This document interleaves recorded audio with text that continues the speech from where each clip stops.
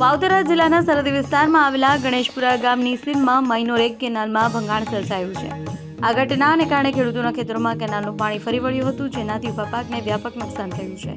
પ્રાથમિક અંદાજ મુજબ ખેડૂતોની જમીનમાં વાવેલા બાજરી અને એરંડાના પાક પાણીમાં ગરકાવ થઈ ગયા હતા। ખેડૂતોને લાખો રૂપિયાનું નુકસાન થયું હોવાનું અનુમાન છે, જેને કારણે તેઓ ચિંતિત બન્યા છે।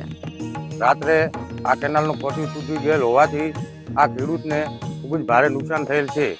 અમે આજુબાજુના લોકો ગણેશપુરાના ભોરલના આવીને નિરીક્ષણ કરતા આ ચોક્કસ 100% જાણવા મળ્યું છે કે આ જમીન 7 એકર પાણીની ત્યાર કીચોકીચ ભરેલ પડી છે અને એરંડોનો પાક ખૂબ જ બગડેલ છે અને બાજરી એ અત્યારે પાણીથી બોળાઈ ગયેલ છે અને કમસે કમ 5 થી 6 લાખનું આ ભાઈને નુકસાન છે।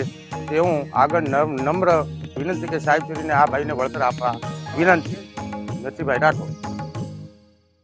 હવે આ ભાઈનું આપણે પોટિયાનું કોઈ સાફ સફાઈ નથી બરોબર, એમાં આ પોટિયું ફૂટ્યું છે અને અંદરનું પાક બધું નુકસાન ઘણું થઈ ગયું છે અને આ બધું તૂટી આખું ખેતર ભરાઈ ગયું છે પાણીનું।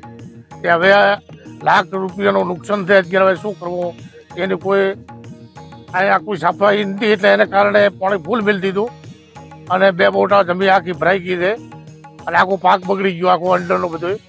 એ મહેરબાની કરી અને આ બધું વળતરની વ્યવસ્થા બધી કરજો।